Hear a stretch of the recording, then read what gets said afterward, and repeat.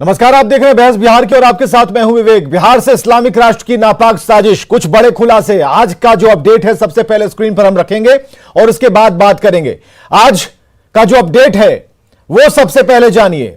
आज क्या क्या हुआ और किस तरीके से गिरफ्तारियों ने एक नया मोड़ लाकर खड़ा कर दिया है कि बिहार की जमीन से, पाटलिपुत्र की धरती से, ज्ञान की धरती से साजिश रची जा रही थी भारत को इस्लामिक राष्ट्र बनाने की। और ये नापाक साजिश जिन्होंने भी की है वो अब सामने आ रहे हैं, पकड़े जा रहे हैं। चेहरे काफी भोले हैं लेकिन इरादे उतने ही क्रूर हैं। एक रिपोर्ट देखिए।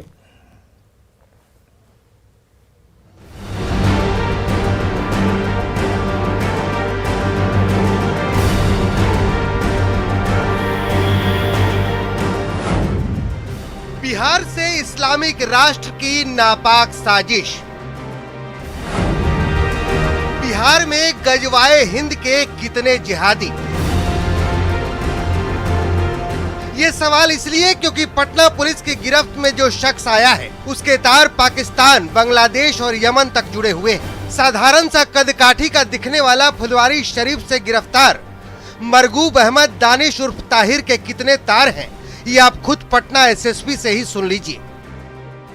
जो गिरफ्तार अभियुक्त है उसका नाम है मरगूब अहमद दानिश, पुकारू नाम ताहिर है, पिता का नाम सैफुद्दीन। ये मुनीर कॉलोनी फुलवारी शरीफ का रहने वाला है। मूल रूप से ये लोग चंदौती थाना गया के रहने वाले हैं लेकिन काफ़ी देर से फुलवारी शरीफ थाना में बसे हुए हैं। वर्ष 2006 से लेकर 2020 तक जो गिरफ्तार अभियुक्त है ये दुबई में, यूनाइटेड अरब अमीरात में काम करता था और 2020 के बाद ये लॉकडाउन के बाद यहीं पे फुलवारी शरीफ में परमानेंटली वापस आए।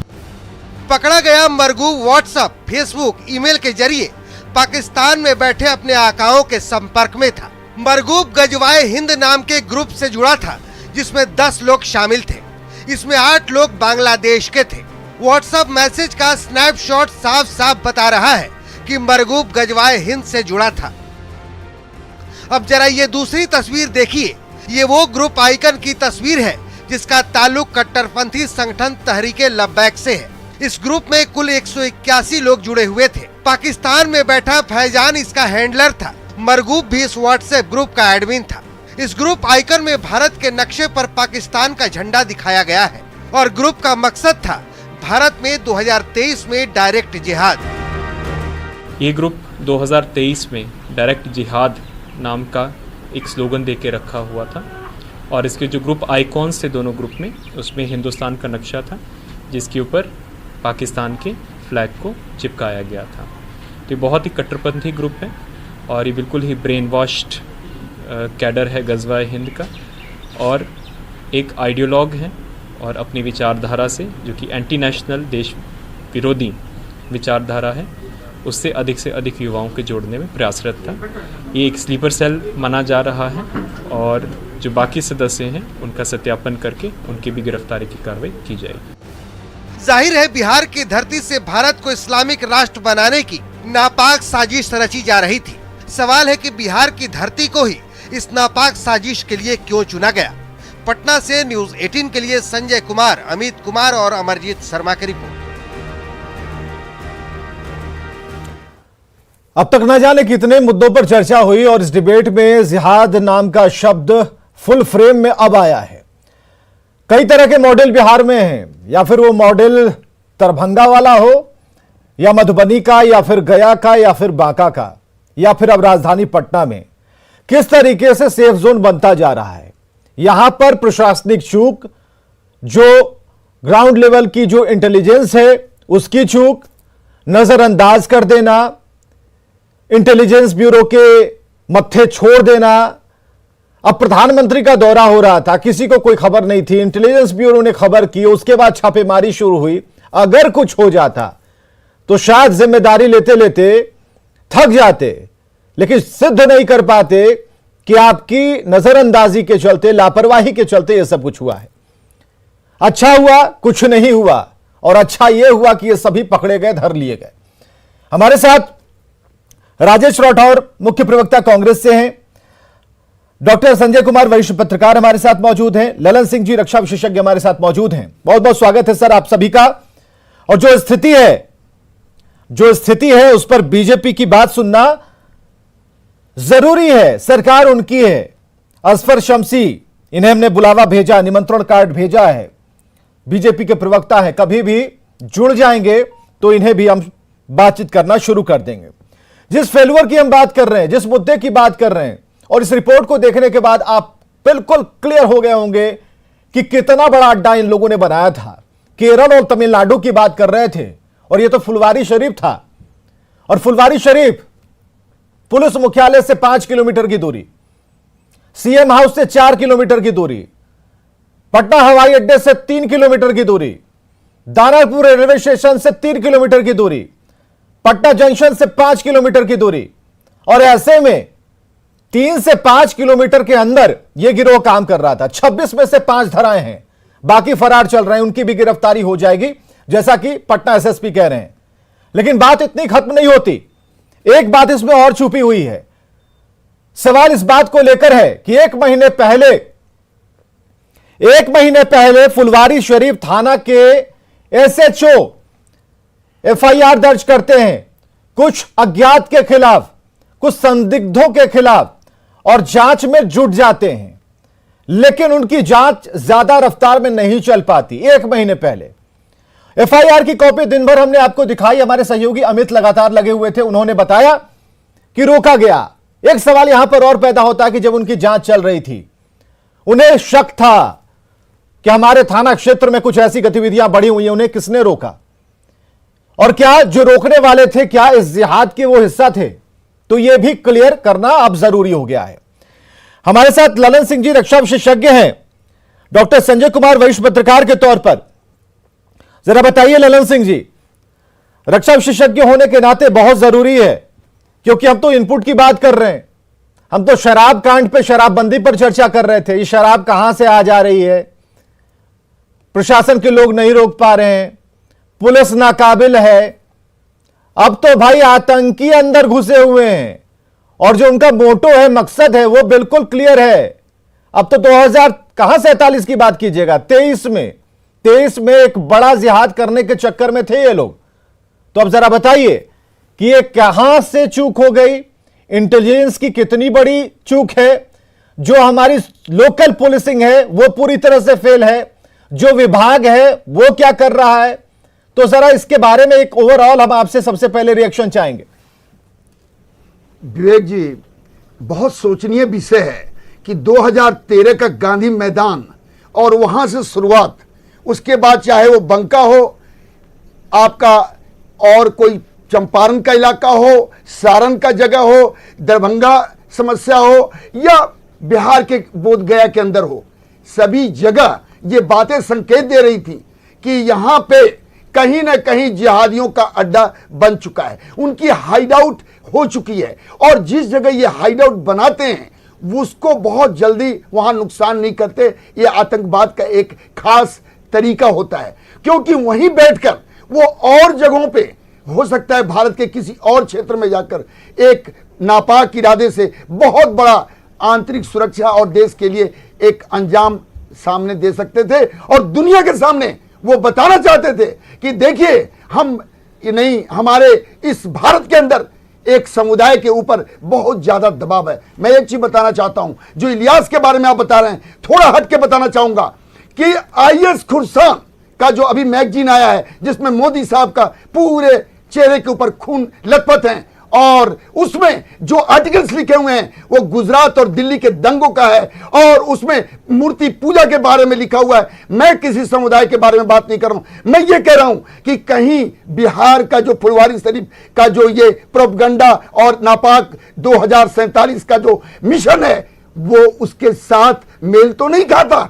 और मेल खाता है, क्योंकि अगर उस मैगजीन के हालात को देखे जाएं तो आईएस खुरसान जो है वो पाकिस्तान के आईएसआई के द्वारा मिलकर हमारे पूरे पटने के अंदर, आपने ठीक कहा, पुलिस मुख्यालय से 4 किलोमीटर दूर, और फुलवारी शरीफ में 1 महीने पहले एफआईआर हुआ, लेकिन उसके ऊपर फॉलो थ्रू क्या हुआ, अगर देखा जाए तो ना के बराबर हुआ।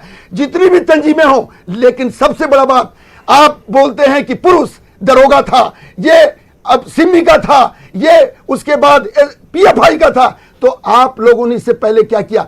अभी मैं एक चीज और बताना चाहता हूं, प्रधानमंत्री साहब के आने के पहले आईबी की सटीक रिपोर्ट पे अगर सोमवार की रात को इन लोगों को पकड़ा गया तो यह मानने की बात है कि 6 और 7 जुलाई को जो तमिलनाडु, केरला और झारखंड, उत्तर प्रदेश और बंगाल से लोग आए, वो प्रशिक्षण किस सोच से आए थे? कहीं न कहीं संप्रदायों के बीच में मेमनत से हंगामा और बिल्कुल सवाल लाजमी है सर, सवाल में दम है कि आखिर आए काहे के लिए थे? ये आए क्या थे?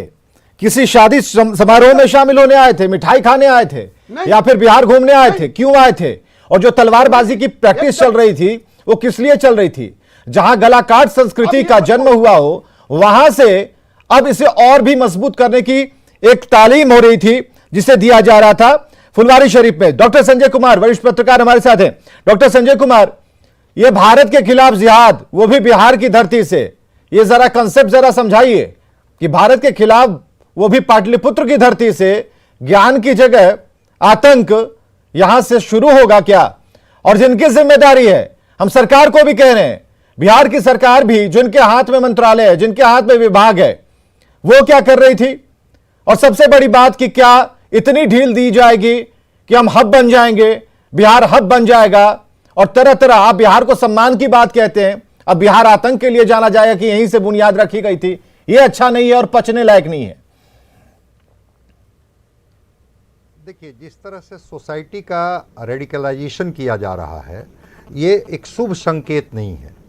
और अगर वो प्रशिक्षण दिया जा रहा था वहाँ, ठीक है, उस फ्रंट के तहत ही वो प्रशिक्षित हो रहे थे, तो देखा जाना चाहिए था कि क्या वो वहाँ पर मार्शल आर्ट सिखाया जा रहा है या मार्शल आर्ट की आड़ में कुछ और सिखाया जा रहा है। वो जो भिन्न भिन्न प्रदेशों से लोग आए थे, उसमें केरला से तो जो एक व्यक्ति आया था प्रशिक्षित करने, वो तो आतंकवादी था, वो इनलिस्टेड है वहाँ, और वो भी उस प्रशिक्षण देने में वो शामिल था। तो जिस तरह से ये मार्शल आर्ट में बांग्लादेश का जो आतंकवादी संगठन है जेएमबी, वो जेएमबी वहाँ प्रतिबंधित है और वो उसी के मॉड्यूल पर ये लोग यहाँ काम कर रहे थे। जब मार्शल आर्ट की ट्रेनिंग देने के लिए उसके बहाने उनको बुलाया गया था, वो जो प्रशिक्षण देने वाले लोग थे, वो कोई बंद कमरे में गुपचुप कोई एक दिन तो ट्रेनिंग दे करके नहीं चले गए होंगे, वो प्रशिक्षण चल रहा होगा, गतिविधियां लोगों की आ रही होगी। और भिन्न भिन्न प्रदेश के लोग, केरला से, तमिलनाडु से, पश्चिम बंगाल से, झारखंड से, सर इसको ऐसे कहें क्या कि ये पाल पोस रहे थे? अब गवर्नमेंट पर आप निशाना साधिएगा तो बड़ा ही अंदर से मिर्च जैसा अनुभव होगा। क्या ये पाल रहे थे क्या? अगर हमने उन पर नजर नहीं फेरी, हमने लापरवाही दिखाई, हमने उन्हें नहीं गिरफ्तार किया समय रहते, तो पालना ही से कहेंगे ना। बिल्कुल। तो मैं कह रहा हूं कि फिर आपका इंटेलिजेंस क्या कर रहा था? ऐसा तो नहीं है कि ये फुलवारी शरीफ में ये पहली घटना हुई कि ये लोग पकड़े गए और जो लिटरेचर वहां मिले, लिटरेचर के साथ जो 2047 का जो इनका मिशन है इस्लामिक राष्ट्र बनाना, बिहार के कई जिलों में, मधुबनी में, दरभंगा में, बांका में, गया में, बोधगया में, सारण में, कई जगहों पर इस तरह की घटनाएं हुई। और इसलिए इन लोगों को ये सूट करता है कि चूंकि इसकी सीमा राष्ट्रीय अंतर्राष्ट्रीय सीमाओं से मिलती है, ये नेपाल से जुड़े हुए हैं, ये बांग्लादेश से जुड़े हुए हैं, और कॉरिडोर का ये काम करता है। दरभंगा मधुबनी के रास्ते, सीमांचल के रास्ते आसानी से ये निकल जाते हैं। ये तो सरकार की जिम्मेवारी बनती थी कि सरकार जरा इस पर नज़र रखे कि क्या हमारे नौजवानों को कोई बहका रहा है, कोई ऐसी बात समझा रहा है जिसकी वजह से वो एक जिंदा बम की तरह, जैसे कि कल समाज के लिए वो पैदा हो जाएंगे। वो तो प्रधानमंत्री जी का अगर दौरा नहीं होता और कस करके उस पर आईबी काम नहीं करती, एनआईए की टीम इन्फॉर्म नहीं करती, तो शायद इनकी गिरफ्तारी भी नहीं हो पाती। मैं कह रहा हूं कि आखिर ये इंटेलिजेंस फेलियर का मामला है नहीं है, ये तो सरकार और सरकार के अधिकारी समझेंगे। बिल्कुल। लेकिन जिस तरह की तैयारी चल रही थी, क्या वो तैयारी, ये नहीं कहा जा सकता है कि बिहार एक वैसे धमाके पर बैठा हुआ है जहां कभी भी कुछ हो सकता है। चलिए कांग्रेस की तरफ आते हैं सर। तो कांग्रेस प्रवक्ता हमारे साथ बैठे हैं, राजेश राठौर जी। इस पूरे जो साजिश चल रही है, कांग्रेस पार्टी क्या सोच रही है? कांग्रेस पार्टी ने अभी तक सरकार को पकड़ा क्यों नहीं? आपकी गलती कहां पर है? कांग्रेस क्यों नहीं विरोध में सामने आई? कांग्रेस ने इंटेलिजेंस पर सवाल खड़ा क्यों नहीं किया? जो काम आज मीडिया कर रही है वो काम विपक्ष क्यों नहीं कर पाया? और अगर फेल्यूर है तो आपको तो धरना प्रदर्शन जो आपके हाथ में है तरीका, वो तो कर सकते थे, ये भी नहीं हो पाया सर। विवेक जी, बहुत ही चिंता का विषय है और ये जो घटना है इस पे हम लोग पार्टी का बयान से अलग एक भारत के नागरिक की तरह सोचे तो सबका चिंता बहुत व्यापक है कि जिस प्रकार की घटना पटना में घटी, और निश्चित तौर पे मीडिया के साथी, मीडिया समूह धन्यवाद के पात्र हैं कि देश के लोगों को जिनकी आंखें बंद थी उनको जगाने का काम किया। और ठीक ही संजय जी ने कहा कि क्या आदरणीय प्रधानमंत्री जी का प्रोग्राम नहीं होता, आईबी का इस प्रकार का काम नहीं होता तो ये लोग आज पकड़े भी नहीं जाते। तो बिहार में तमाम जिलों के साथ पटना जो आपने गिना दिया कितने किलोमीटर पर क्या है, मैं तो ये कहता हूं कि फुलवारी का और एयरपोर्ट का जो एक बाउंड्री है वो फुलवारी से लगा हुआ है। राज्यपाल जी का घर एयर डिस्टेंस 1 किलोमीटर भी नहीं है फुलवारी से। लेकिन जिस प्रकार की घटनाओं की तैयारी यहाँ की जा रही थी, इसमें विपक्ष, संजय जी या विवेक जी कुछ नहीं कर सकते। इसमें कर कौन सकता था? तो प्रशासन, चाहे वो राज्य का हो या केंद्र का हो या उनके खुफिया तंत्र। लेकिन इसमें बढ़ने की इजाजत कौन दिया? एक पर एक घटना होते जा रहा है, इस पे पर्दे डाले जा रहे हैं। ये काम सिर्फ मीडिया के साथियों का, पैनलिस्टों का नहीं है, ये काम सिर्फ और सिर्फ गृह मंत्रालय का है, चाहे वो केंद्र का हो या राज्य का हो। राज्य के गृह मंत्रालय एक आदमी के साथ है 17 सालों से जो मुख्यमंत्री हैं, और बिहार तो गौरवशाली भी है कि बिहार। राठौर जी असफर शमसी से पूछिए ना, असफर शमसी साहब नहीं आए हैं। नहीं, असफर शमसी साहब टेलीफोन पर है, पूछिए तो। नहीं, आप विपक्ष है ना, पूछिए, सरकार में शामिल पार्टी। वही पूछ रहे हैं, वही हम पूछ रहे हैं। हाँ। एक और आपके माध्यम से हम जानना नहीं चाहते हैं, देश जानेगा कि जो थाना प्रभारी फुलवारी का 1 महीना पहले एफआईआर किया संदिग्धों के खिलाफ, उसके जांच को रोका किसने या जांच तक को पहुंचा क्यों नहीं? तो मुझे लगता है कि उस थाना प्रभारी को हिरासत में लेके पूछने की जरूरत है कि किसके प्रभाव में आके उन्होंने जांच रोकी या जांच उन्होंने नहीं किया तो क्यों किया। ये छोटी बात नहीं है कि इतने बड़े जाल को फंसाने में एक थाना प्रभारी की चूक हो जाए, अब उनसे अभी तक पूछताछ नहीं की जा रही हो और हर आदमी एसएसपी को टारगेट किया जा रहा है। सबसे महत्वपूर्ण है कि भारतीय जनता पार्टी 8 साल से भारत में है, आतंकवाद के खिलाफ उन्होंने सरकार बनाई। बिहार के मुख्यमंत्री 16, 17, 18 सालों से गृह मंत्रालय अपने पास रखे हुए, फिर आतंकवादी लगातार बढ़ क्यों रहा है, फल फूल क्यों रहा है और बिहार को क्यों अड्डा बना रहा है? बताइए असफर शमसी साहब, बिहार अड्डा क्या बन रहा है भाई? और बिहार अड्डा क्यों बन रहा है आतंक का? और ये फाइनल जिहाद बिहार से होगा, फाइनल जिहाद बिहार से होगा, बढ़ावा कौन दे रहा है? बात यह है कि भारतीय जनता पार्टी शुरू से ही इस बात की आवाज उठाती रही है और खास करके जो बॉर्डर एरियाज हैं, आतंकी तो उठा नहीं पाए, आवाज उठा रहे हैं। अरे आतंकी उठा लेते ना, फुलवारी शरीफ में थे, बांका में थे, उठवा लेते, रातें रात उठवा लेते इन लोग को। पूरी बात तो सुन लीजिए। शमसी साहब विपक्ष में है, आवाज उठाएंगे, काम नहीं करेंगे। आप विपक्ष में रहिए, काम हम लोग के दीजिए, हम लोग कर को दिखाएंगे। अरे पहले बात तो सुनिए, मैं ये कह रहा हूँ कि लगातार यानी कि सरकार जब से है और उससे पहले की मैं बात बता रहा हूँ कि जो एमसीडी डिस्ट्रिक्ट है यानी माइनॉरिटी कंसंट्रेटेड डिस्ट्रिक्ट जो है, जिसमें के जो पूर्णिया, किशनगंज, कटिहार, अररिया जो बॉर्डर एरियाज हैं, जो जिसकी चर्चा अभी संजय जी भी कर रहे थे, तो उन सारे एरियाज में एक सुनियोजित साजिश के तहत जो आईएसआई की एजेंट है या पाकिस्तानी एजेंट है, वो लगातार आतंकवाद को बढ़ाने का काम कर रही थी। असफर शमसी साहब बीजेपी के नेता है, गांव कहाँ है आपका? वही तो मैं बोल रहा हूँ। आपका गांव कहाँ है जरा बताइए, किस जिले से आते हैं?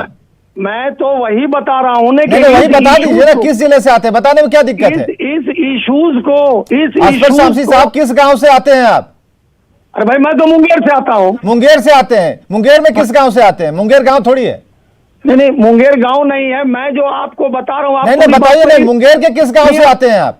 मुंगेर के हम बिल्कुल टाउन से आते हैं। टाउन से आते हैं। क्या आपको हालात लग रहे हैं कि वहां भी ऐसे ही है? मैं कह रहा हूं, मेरी बात आपने पूरी नहीं सुनी। मैं कह रहा हूं जो एमसीडी डिस्ट्रिक्ट्स हैं, माइनॉरिटी कंसंट्रेटेड डिस्ट्रिक्ट्स हैं, उन डिस्ट्रिक्ट्स में खास करके जो पाकिस्तान की खुफिया एजेंसी है या बांग्लादेशी है, वो बांग्लादेशी लोग सुनियोजित ढंग से खास करके वोटर लिस्ट तक में नाम उठा रहे हैं। पता है ना, आवाज को अरे पता है ना सरकार किसकी है फिर? हम लोग तो कर ही रहे हैं। कहाँ कर रहे हैं? सरकार कर रही है, उसी का तो नतीजा। अरे सरकार करती तो ही पकड़ा जाता महाराज। अरे सरकार ने किया होता तो इंटेलिजेंस ब्यूरो की रिपोर्ट सामने आती। ताकि उनके 23 नहीं सरकार जो कर रही है उसी का नतीजा है कि पर्दाफाश हुआ। महोदय पता है पर्दाफाश हुआ तब नहीं मीडिया भी इस बात को दे रही है। सरकार का इंटेंट तो है, मंत्रालय को कैसे नहीं सरकार गृह मंत्रालय का इंटेंट था, सरकार का इंटेंट था, तब नहीं इसका पर्दाफाश हुआ। जो मैं बात बोल रहा हूँ कि सरकार का इंटेंट था, मीडिया ने इन बातों को किया तो ये सारी बातें सामने आई। मैं जो कह रहा हूँ कि खास करके बांग्लादेश हो, पाकिस्तान हो या नेपाल हो, आपके सरकार को कैसे नहीं पता? क्या डॉक्टर संजय बता रहे हैं कि छुपा रहे हैं? हमने बताई, असफर शमसी बता रहे हैं छुपा रहे हैं डॉक्टर संजय। तो सरकार जब उस पर अमल की, जब गृह मंत्रालय रुकिए नहीं रुकिए ना, हमारे साथ दो वरिष्ठ नागरिक भी बैठे हैं, जरा पूछ लेने दीजिए। डॉक्टर संजय बताइए, बता रहे हैं कि छुपा रहे हैं? आपको क्या लग रहा है? जब गृह विभाग ने ये तो हमसे लड़ जाएंगे कुछ देर में, आप बताइए। आपको फुलवारी शरीफ का मामला साहब सामने एक आया बात को कि समझने की सुनियोजित कोशिश ढंग से करें वहाँ पर जो है कि वो जब ये कार्यक्रम चल रहा 10 है। जून को पर्चा आउट हुआ और उस पर्चे में जो लिटरेचर में जो चीजें थी वो पुलिस को मिली, आखिर 10 जून से 11 जुलाई क्यों लग गया उनको अरेस्ट करने में? उसके बाद जो आज मरगूब अहमद नाम का जो व्यक्ति ये गिरफ्तार हुआ है और जो 23 में जिहाद की बात कर रहा है, व्हाट्सएप ग्रुप चला रहा है, 181 सदस्य हैं उसके, ये मरगूब अहमद की गिरफ्तारी आज क्यों हुई भाई? इसके पहले क्यों नहीं गिरफ्तारी हुई जब वो पाकिस्तान से ऑपरेट हो रहा था? और उसके बाद इतना आपका इनपुट कमज़ोर है, इंटेलिजेंस इनपुट इतना कमज़ोर है कि आपको पर्चे मिल रहे हैं, लोगों की गतिविधियां दिख रही है, बाहरी लोग का मूवमेंट बढ़ा हुआ है, वो कुछ देख रहे हैं कि कुछ इस तरह की गतिविधि चल रही है, और उसके बाद जब मीडिया इन चीज़ों को लेकर के आती है उसके बाद आप स्वीकार करते हैं कि हाँ इस तरह की चीज़ें हो रही हैं, हाँ इस तरह की। भाई एक सवाल तो है कि अगर वो कोई बड़ी घटना को अंजाम दे देते तो बड़ी घटना के अंजाम देने के बाद आप लाठी पीट करके भी क्या करते? ठीक है, वो जिस तरह के युवक हों, वो उनको जिस तरह से रेडिकलाइज किया जा रहा हो, जिस तरह से ब्रेन वॉश किया जा रहा हो, जिस तरह से फिर तो संजय जी फिर हम लोग को घुमाते, जलेबी जैसा घुमा घुमा के सेंटर पर रखते, बाहर घूमते रहते। ललन सिंह जी एक छोटी सी प्रतिक्रिया। ललन जी। विवेक जी बहुत साफ है, अभी इसको कैसे रोका जाए इसके ऊपर बातचीत करना निहायत जरूरी है। मैं बहुत बताता हूं, पंजाब के अंदर जब आतंकवाद एकदम पिक पॉइंट पे था तो हमें याद है रेबरो साहब ने एक अभियान चलाया था कि हर घर को बताया गया था कि देखो तुम साइलेंट मेजॉरिटी वाले लोग हो और तुम्हारे ऊपर बहुत कम प्रतिशत के लोग आतंकवाद से तुम्हारे स्टेट को बर्बाद कर रहे हैं। अगर इस तरह की हालत अभी आ रही है, चाहे वो सीमांचल हो, मिथिलांचल हो, पटना का फुलवारी शरीफ हो, हाँ भाई सीखने की तो जरूरत है। कहीं का भी मॉडल अगर इससे रोकने के लिए अगर कामयाब हमें बनाता है तो उसे रोकने की जरूरत है। बहुत बहुत शुक्रिया आप सभी का आने के लिए। समय की काफी कमी है लेकिन डिबेट अच्छी रही और यह जरूरी है कि संदेश हर घर तक जाए और खासकर उन लोगों तक तो जरूर जाए जो इसके पीछे काम कर रहे हैं, जो जिहाद की साजिश और भारत के खिलाफ बिहार में बैठकर कोई षड्यंत्र कर रहे हैं, उन तक तो खबरदार होने की जरूर बात है, जानी चाहिए। बहुत बहुत शुक्रिया आप सभी का आने के लिए। खबरें लगातार जारी हैं।